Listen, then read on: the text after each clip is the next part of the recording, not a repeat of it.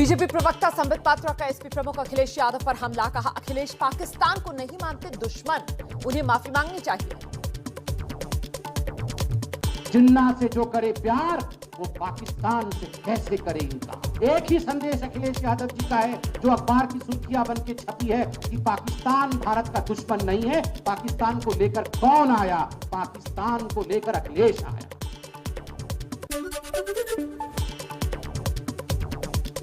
UP चुनाव को लेकर बीजेपी का अखिलेश पर प्रहार। कहा, अखिलेश ने गुंडों आतंकियों को टिकट दिया, इसीलिए अभी तक सूची जारी नहीं। सब गुंडे बदमाश नाहिद हसन जैसे लोगों को अखिलेश जी ने टिकट दिया हुआ है, तभी उम्मीदवारों की सूची घोषित नहीं होती।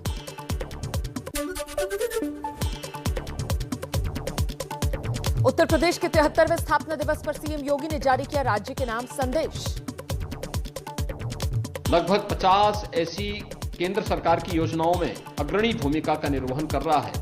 नंबर 1 या नंबर 2 स्थान पर है, जिन पर उत्तर प्रदेश का पहले कहीं कोई स्थान नहीं था।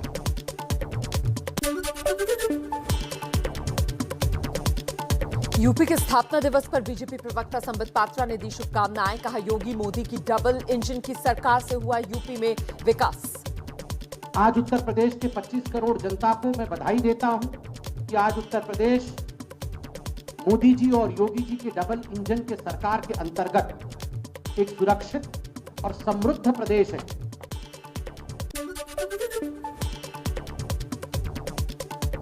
यूपी के स्थापना दिवस पर संग्राम है। योगी के वीडियो संदेश पर बीएसपी सुप्रीमो मायावती का वार। ट्वीट कर कहा, योगी राज में पिछड़ गया है उत्तर प्रदेश। यूपी विधानसभा चुनाव में ड्यूटी करने वाले अफसरों की ऑनलाइन ट्रेनिंग मामले में इलाहाबाद हाईकोर्ट में आज सुनवाई होगी। चुनाव आयोग को दाखिल करना होगा अपना जवाब। बीजेपी के साथ 25 साल बर्बाद वाले बयान को लेकर एक बार फिर महाराष्ट्र के सीएम उद्धव ठाकरे का बयान। कहा, अपनी कही बात पर मैं मागे एकदा बोललो होतो, मला वाटतं आपल्या गोरेगावच्या शिबिरात की 25 वर्ष आपली युतीमध्ये सडली, तीच भूमिका आणि तेच माझं मत आजही कायम आहे। मी त्या मतावर ठाम आहे।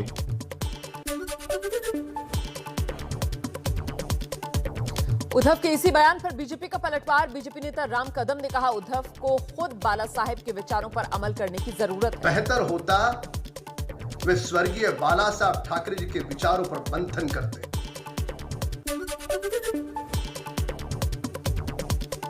पंजाब में कैप्टन अमरिंदर सिंह ने अपनी पार्टी के 22 उम्मीदवारों के नाम का ऐलान किया। कैप्टन अपनी परंपरागत पटियाला सीट से ही चुनाव लड़ेंगे।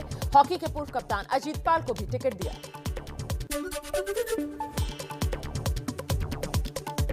कैप्टन अमरिंदर सिंह पर कांग्रेस का निशाना। कांग्रेस नेता अलका लांबा ने कहा, एक वक्त कैप्टन बीजेपी को किसानों का हत्यारा बताया करते थे और अब वो बीजेपी की बोली बोल रहे हैं। को वे एक समय पर किसानों की हत्यारी भाजपा बताते थे, आज उसी भाजपा के साथ खड़े होकर उनकी बोली बोल रहे हैं।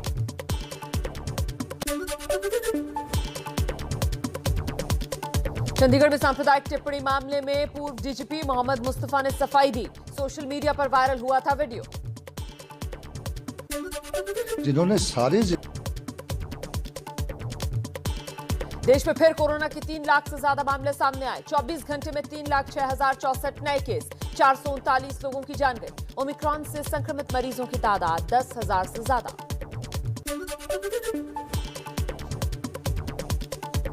केंद्र सरकार की रिपोर्ट में भारत में ओमिक्रॉन की कम्युनिटी ट्रांसमिशन की बात सामने आ गई है। रिपोर्ट के अनुसार दिल्ली और मुंबई जैसे शहरों में ओमिक्रॉन वेरिएंट का तेजी से प्रसार हुआ। मुंबई में बीते दिन कोरोना के 2,500 से ज्यादा नए केस सामने आए। 24 घंटे में 13 लोगों की जान गई। मुंबई में 24 बिल्डिंग्स फिलहाल सील हैं। मध्य प्रदेश के सागर में सीएम शिवराज सिंह चौहान ने बूथ संपर्क अभियान के दौरान महिलाओं के साथ डांस किया, लेकिन किसी ने नहीं लगाया था मास्क। कोरोना प्रोटोकॉल की धज्जियां उड़ी। आज राष्ट्रीय बालिका दिवस है। इस मौके पर गृह मंत्री अमित शाह ने ट्वीट कर शुभकामनाएं दी हैं। कहा, बेटी बचाओ बेटी पढ़ाओ योजना से लिंग अनुपात में आए क्रांतिकारी सुधार।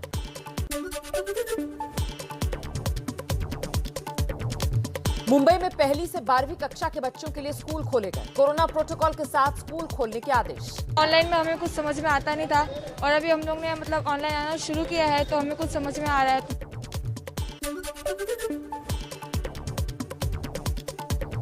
छब्बीस जनवरी गणतंत्र दिवस परेड को लेकर दिल्ली में हाई अलर्ट है। परेड की सुरक्षा के लिए 30,000 जवानों को तैनात किया गया।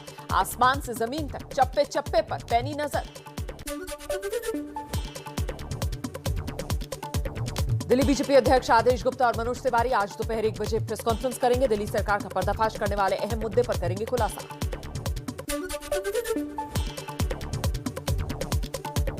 इस साल 26 जनवरी की परेड में सेना के मार्चिंग दस्ते 6 अलग अलग तरह की यूनिफॉर्म्स में नजर आएंगे। आजादी के बाद हाल में आए डिजिटल पैटर्न वाली यूनिफॉर्म में कदम ताल करते दिखेंगे सैनिक।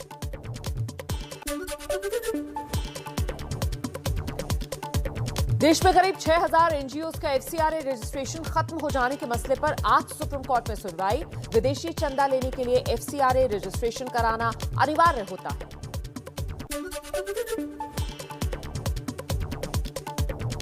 हिमाचल की धर्मशाला में धौलाधर की पहाड़ियों में लापता युवकों का रेस्क्यू ऑपरेशन पूरा। 4 युवकों में से 2 को बचा लिया गया। 2 युवकों की इलाज के दौरान मौत हुई। दिल्ली में बारिश का टूटा 121 साल पुराना रिकॉर्ड। जनवरी के महीने में साल 1901 के बाद सबसे ज्यादा 88.2 मिलीमीटर बारिश हुई है।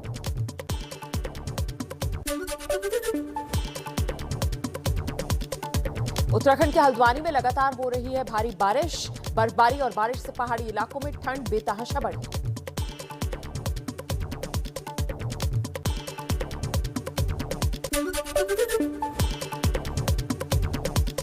जम्मू कश्मीर में जबरदस्त बर्फबारी का दौर जारी है। कुलगाम के ऊंचाई वाले इलाकों में भारी हिमपात। वहीं जम्मू कश्मीर के मैदानी इलाकों में बारिश से ठंड बढ़ गई।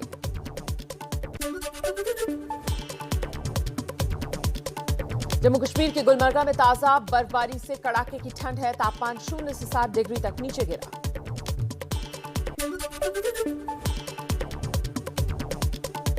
हिमाचल प्रदेश में बर्फबारी का दौर जारी है। शिमला में सीजन का तीसरा हिमपात। 2 नेशनल हाईवे 147 सड़कें बंद।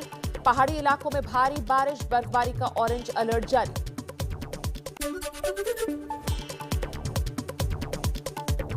हिमाचल प्रदेश की पर्यटन नगरी डलहौजी में रिकॉर्ड तोड़ बर्फबारी हुई है। सड़कों पर 2.5 फुट तक बर्फ जमी।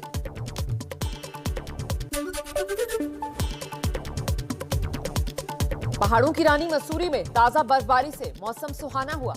मॉल रोड पर मौसम का मजा लेने के लिए पर्यटक जुटे। आगे कुछ और खबरें फटाफट अंदाज में। जम्मू कश्मीर के कठुआ में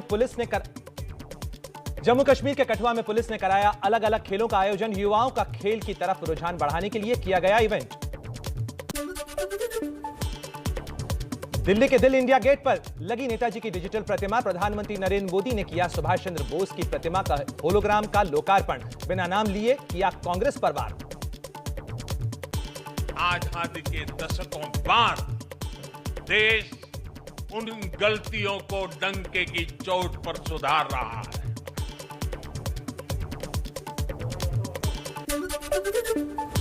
पीएम मोदी ने कहा, हमें नेताजी के सपनों का भारत बनाना है। हमें लक्ष्य तक पहुंचने से कोई नहीं रोक सकता।